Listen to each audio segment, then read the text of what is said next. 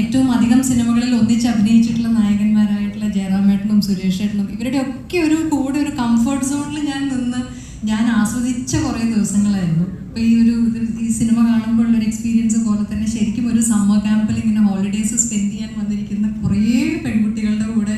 അപ്പോൾ അതിലിവിടെ നിവിയുണ്ട്, അൻസുണ്ട്, കൃഷ്ണയുണ്ട്, ഇതേപോലെ മയൂരി ഉണ്ടായിരുന്നു, മഞ്ജുള, സംഗീത, ശ്രീജ, അങ്ങനെ ഞങ്ങൾ എല്ലാവരും ചേർന്നിട്ട് ഇങ്ങനെ കലപിലാന്ന് എപ്പോഴും ശബ്ദം കേട്ടുകൊണ്ടിരിക്കുന്ന ഒരു സമ്മർ ക്യാമ്പും.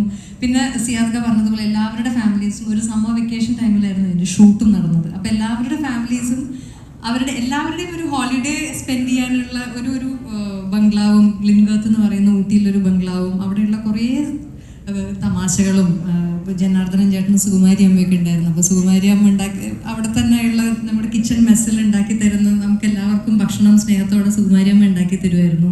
മണിച്ചേട്ടൻ്റെ തമാശകൾ, ജയറാമേട്ടനും മണിച്ചേട്ടനും കൂടെ ഒന്നിച്ച് കൂടി കഴിഞ്ഞാൽ പിന്നെ നമുക്ക് ഷോട്ടിന് പോകാൻ പോലും ഭയങ്കര മടിയായിരുന്നു. അത്രയും തമാശകളായിരുന്നു ലൊക്കേഷനിലും ഒക്കെ. അപ്പോൾ എന്നെ സംബന്ധിച്ച് അങ്ങനെയുള്ള ഒരു സന്തോഷം, അതിനുള്ളൊരു എക്സൈറ്റ്മെൻ്റ് ആയിരുന്നു എനിക്ക് ലൊക്കേഷനിൽ പോകാനായിട്ട് ഉണ്ടായിരുന്നത്. അപ്പോൾ അത്രയും ഇപ്പം നിന്ന് ശരിക്കും പറഞ്ഞാൽ ആലോചിക്കുമ്പോൾ ആമി എന്ന അത്രയും കോംപ്ലിക്കേറ്റഡ് ആയിട്ടുള്ള, അത്രയും ലേയേർഡ് ആയിട്ടുള്ള ഒരു കഥാപാത്രം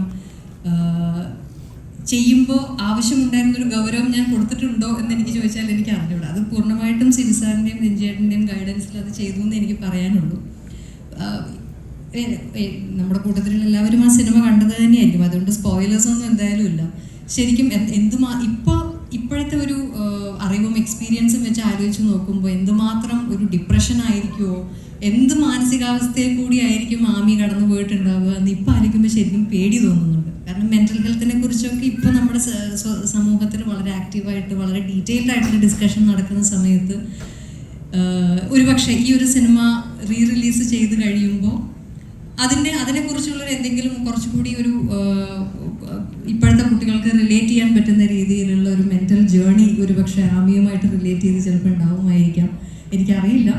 ഞാൻ ഒരു റിലീസിൻ്റെ ഒരു ട്രെൻഡ് ശരിക്കും കഴിഞ്ഞ കുറച്ച് കാലമായിട്ട് ഞാനും കാണുന്നുണ്ട്. ചില സിനിമകളൊക്കെ ഞാനും തിയേറ്ററിൽ പോയി കണ്ടിട്ടുണ്ട്.